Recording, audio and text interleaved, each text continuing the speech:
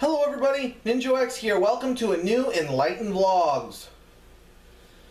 I'm kind of beat right now. I've just got done recording and editing, and I've been gearing up for a secret project for Side that I think you guys are all gonna, most of you guys are gonna enjoy, especially you guys who have been with me since the beginning.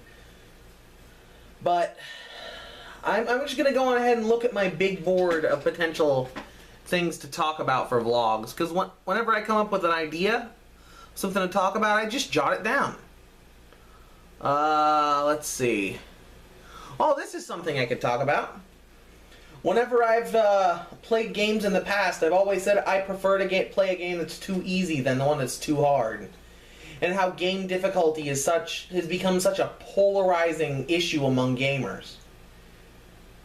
How there are some gamers who would rather play a game that's garbage just because it's tougher, and other gamers who would rather play a game that's garbage just because it's easier.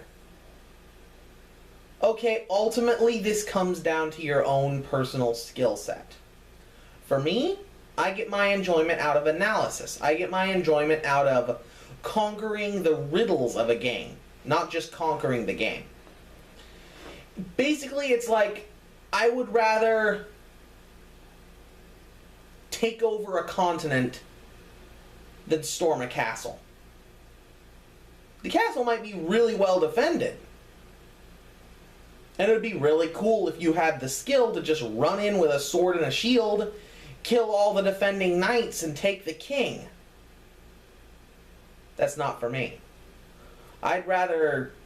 I'm more the political side of things. I'd rather influence things from behind the scenes. I'd rather play defensive than offensive. It's just part of my nature. And because of that, I would rather play a game that's a little on the easier side and crank up the difficulty artificially through additional challenges. Let's limit Ratchet and Clank. Let's complete Pokemon Blue. Than by just playing a game that's outright hard or outright impossible. It's not for me. I definitely understand what people are coming from, though. If there is a really hard game out there, I mean really hard, I mean like Battletoads, and you have the skill and the persistence to finish it,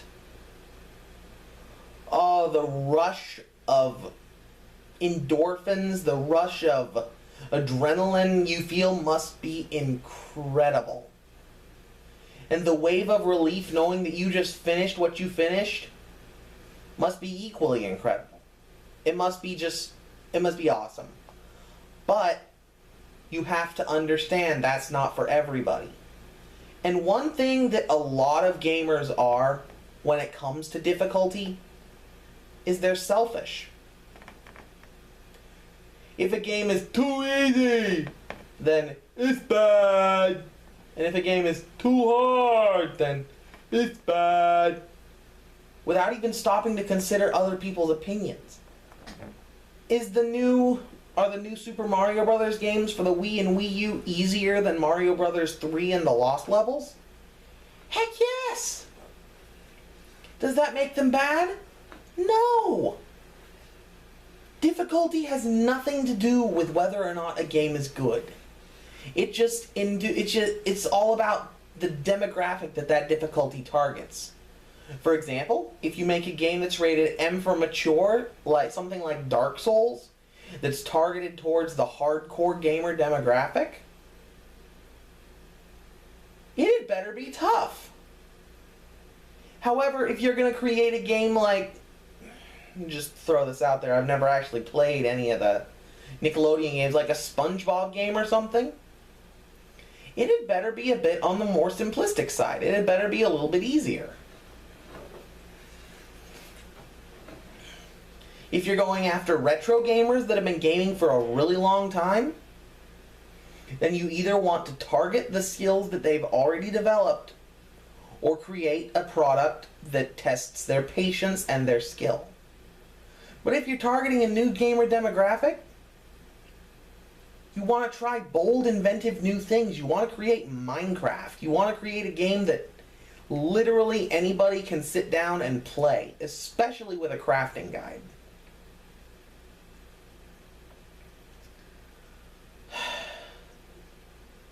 That's the trick for gaming. And so with games like Pokemon, there's a rift in the demographic. There are the new gamers that they're actually targeting that are actually going to find the "this is how you catch a Weedle for the 157 millionth time" tutorial helpful. And there's the demographic that's saying, "Oh my god, I know how to catch Weedle. It's not complicated. It's not rocket science. Do damage if it's a high enough level that you're worried about it, then throw the ball. It's not complicated." But we as gamers have an obligation to try and be less selfish. Just think of other people for a change. The next time Navi's bugging you about the next place to go in Ocarina of Time, don't say, "Oh my god, I know." Say, "You know, somebody might have actually needed to know that." Now, maybe you didn't need to tell me right as soon as I got out of the fire temple that I needed to head to Lake Hylia or Zora's Domain. But still. Yeah. We are the enlightened few. We owe it to the others to give them a chance to love the games that we love. And the best way for them to have a chance to love it is to be able to enjoy themselves playing it. Let's face it. Let's face the facts. If you throw middle-of-the-road, average 7-year-old kid into a dark room by himself with a Nintendo 64 and a copy of Banjo-Kazooie, as much as I love the game, he's going to get maybe to Treasure Trove Cove, and then he's going to get frustrated and give up. But if you give that same kid a smartphone or a tablet and Minecraft, then he can learn how to play Minecraft, which is a game that basically there's no threat unless you make a threat. And he can have a good time, and he can say, "Wow, video games are fun. Let me try this tougher one now. Let me try the new Mario Brothers for the Wii U." Then he plays it and he's like, "Wow, this is a lot tougher. I kind of like it." And keeps on going, and keeps on going, and he gets better. And then next thing you know, that kid's playing The Legend of Zelda Ocarina of Time and Banjo-Kazooie. Gamers deserve a chance to develop. Not everybody. There are certainly a number of us, but not everybody is going to be able to sit down and have their very first game be Mega Man and just sit there and play it to completion.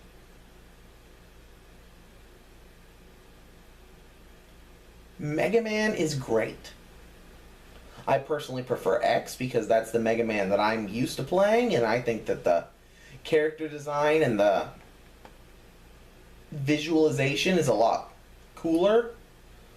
Personally, I like the art style a lot more for the X series. This video better not start playing on YouTube. Okay, good. Sorry, my computer's open right behind me, and an ad was loading for something, and I didn't want it to start making noise. It didn't. We're good. We're okay. Okay. Now, I know there are probably people that are going to disagree with me on this. Throw them to the fire! If they burn, they weren't material to begin with! But one does not temper steel by throwing iron ingots into lava. You need a slow flame, increase gradually over time. That's the same way that you forge gamers. You don't want them to be taking on nightmare mode for the very first time they play a game. Or they're going to get burned out and they're going to give up.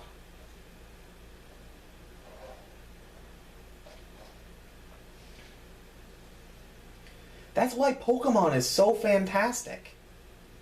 Even after all these years with the fans that they've developed, they've found a way to cater to both the extreme and the basic. The regular story, I think as much as I didn't like the fad and am bugged by all the praise the Helix worshippers, I really think Twitch Plays Pokemon pretty much proved that anybody can get through the main story of Pokemon. And that's fine.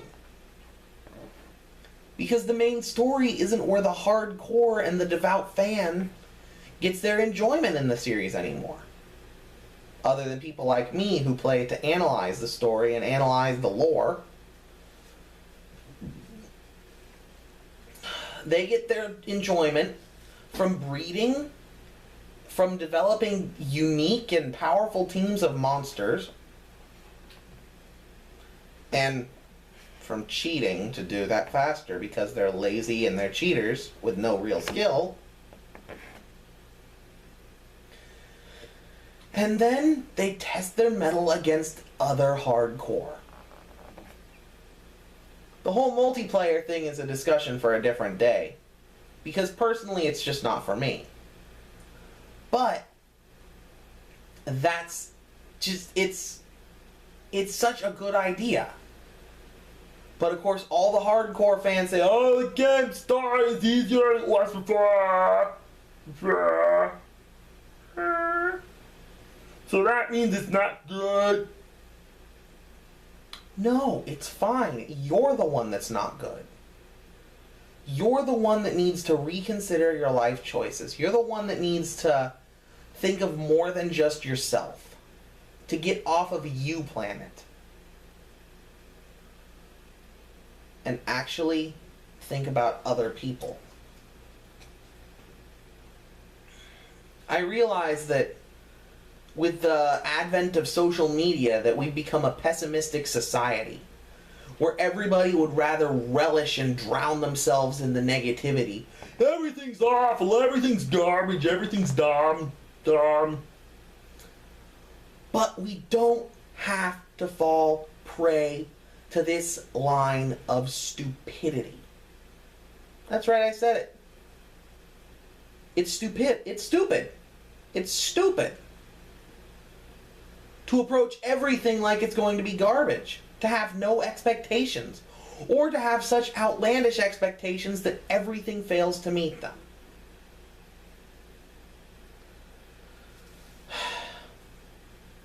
It's imbalanced and it's certainly not enlightened.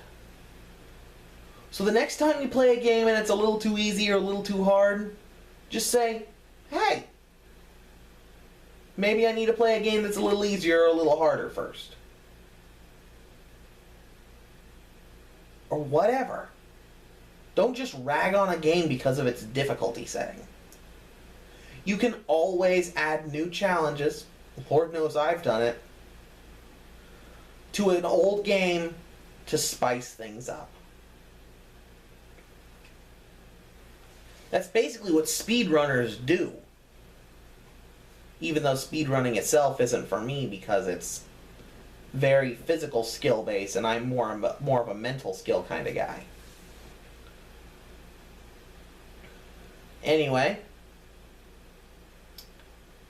I've been Ninjo X. This has been another Enlightened vlog. And until next time, stay enlightened.